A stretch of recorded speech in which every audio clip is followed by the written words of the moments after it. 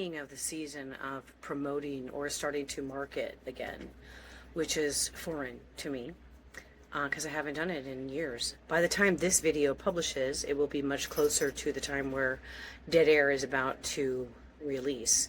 And I'm super excited about the process. And I have literally been editing these videos for days. They didn't all just appear out of nowhere. When I first began recording, I didn't really know if I would ever even use them. I had no idea where this journey was going to take me. And as you have seen, if you've been following along, it's led me from my journal reviews, which took me the first 6 months of traveling, to taking the UCLA novel writing course and making the decision that Dead Air was the novel that needed to be written, because it was actually, I started to write it before Dad died. When Dad died, it just got amplified, the need to do it. I had looked into getting an agent and a publisher rather than self-publishing, and learned that once you get an agent, it's going to take 2 years before your book goes to market.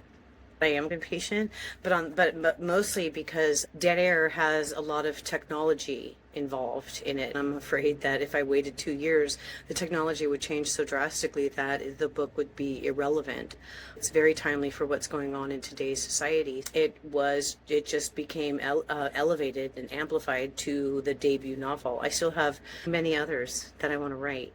I have enjoyed the process of this. It's like one of those pull your hair out kind of deals, but it's art.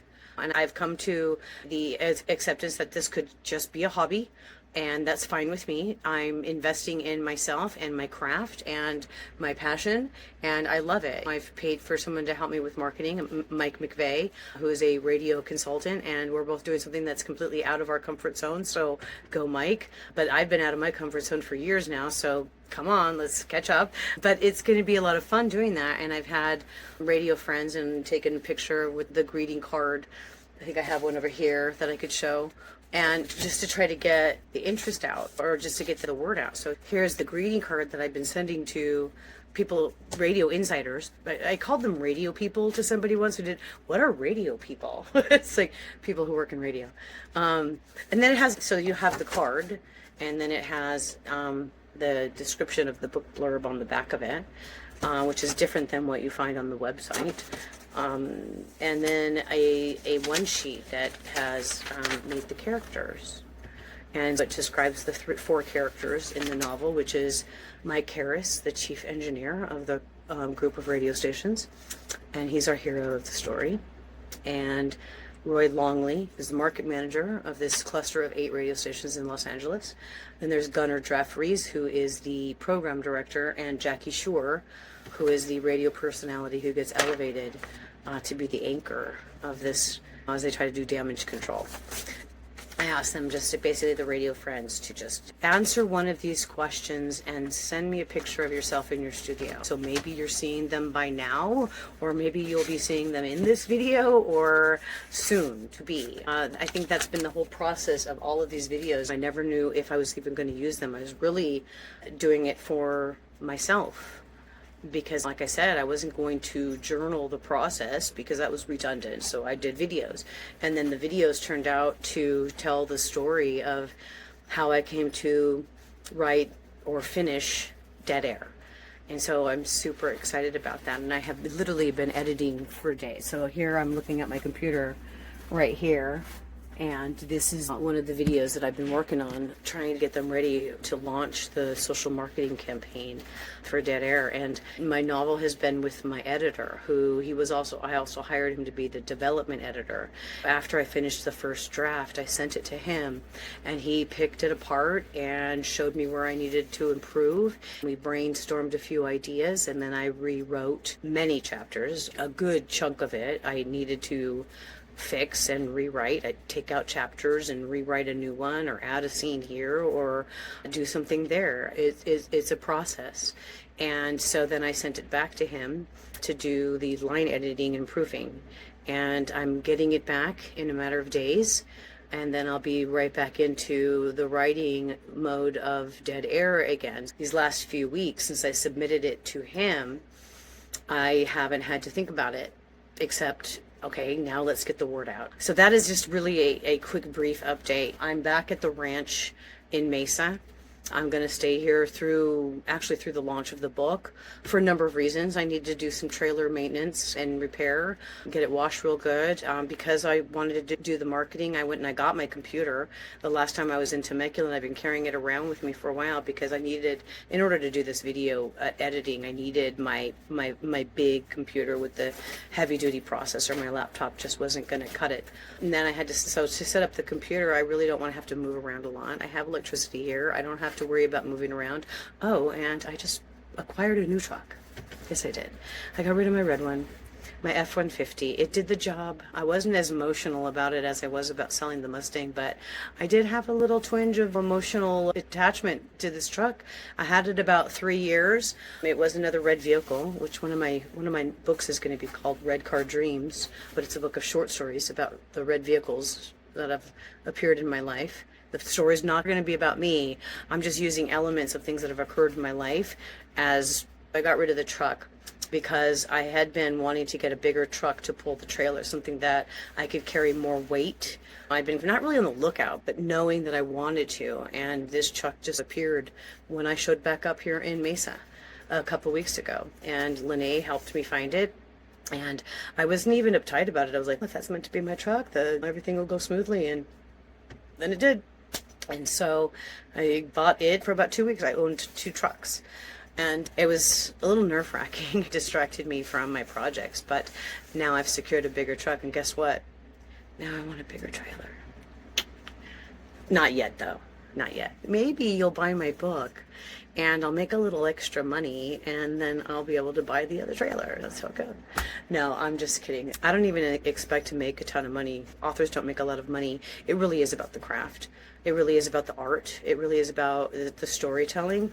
And I'm happy that if it's just a hobby, it's just a hobby, and that's fine with me. However, I am going to put all of my effort into getting the word out about this very unique story, especially for my friends in the radio industry.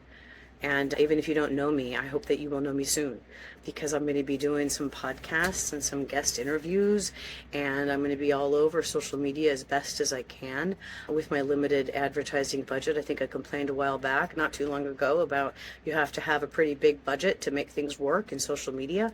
But that's why I wanted Mike McVay to join my effort, because I knew that he's a marketing guy and he knows radio people.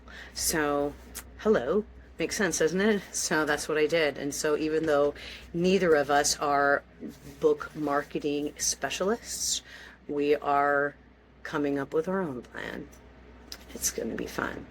Well, so far it's been fun, and I'm sure that by the time this video gets published, it'll be even more ramped up and moving along. So I just wanted to do an update because somebody told me that I should continue to do updates as the book evolves and comes out, because even in the video that I just did that I'm editing, that's in Sedona, which is spring of 2023, I was talking about, I was going to make a decision whether or not I was going to take this course with UCLA about novel writing. And I realized that's when it began. That's when it started. So a year ago spring. It was delayed. I started working on it at that point, and then my dad died that summer of 2023, and that halted all my progress for months. But then when I started to lift up out of the grief a little bit, I knew that's how I wanted to manage my grief. And it really did help, because I could hear my dad in my head when I would write something tell me how clever I was. Or I could hear him laughing. Or just thinking about driving up to Mount Wilson or driving back from Mount Wilson. In my story, I'm imagining actually doing it because I did it so many times with Dad. But of course, every time I did it with Dad. So all of my memories of Mount Wilson, which is the setting for this novel, are with my dad. Even though it might be sad to think that's what helped me, it actually really helped me that my dad was right there along beside me as I wrote this novel. So yeah, it's getting dark, and I have been editing video. Literally, I've been editing video for days. But I'm enjoying it. I found this AI program that just makes it so much quicker than the way I used to edit video. But I'm having a little issues with the downloading speed. That doesn't make me very happy. But technology, what are you gonna do? Anyway, that's going to be it for me. I've realized that sometimes I ramble on, but sometimes I also have really great insight. I'm watching these videos and I'm just like, wow, this is interesting. Doing a life review, and then I'm moving forward and I'm learning about the trailer and the travel and where to go, and I'm going to different places, and I'm raising a puppy. It's all intertwined in these videos, and the dog is precious. He's going to get his own video. He has to. He's playing with rocks all over the country, and he's just hilarious. I love him. I'm so glad that he came into my life. I do thank God every day for Kismet, because he was meant for me. He's just a great companion. All right, so Dead Air is coming the day the music died, and I am super excited about the upcoming launch that could happen anytime. I know that on my website, I arbitrarily gave it a March 15th date just because I have a countdown, but I'm not sure when. The storyline takes place on April 1st, and to launch it mid-March just made sense. And then the NAB, National Association of Broadcasters Convention, is in the middle of April, where the book will already be out. And still trying to find out if anything cool is going to happen for me at the NAB convention. That's something I'm working on with Mike, as far as what I can, even if it's just going to some receptions and cocktail parties, fine with me. I don't need to be speaking up on a stage. I'd like to do a book signing or something at the NAB store, but they may ask for a ton of money for that, and I'm just one little person. We'll see what happens. So, update is done. And I'd say the adventures of Kelly and Kismet are just ongoing, because I can't even keep up. The lifestyle is slow. We're out at a horse ranch right now, and the dog loves being outside. Here at the ranch, there's other dogs, jackrabbits, squirrels, birds, coyote. Thank God we haven't ran into any snakes, and the coyotes stay away. Other than that, he loves being outside and keeping an eye on things, and that's what he does all day, besides play with the rocks. Well, that's it for me right now. Thank you for continuing to follow along. See you later.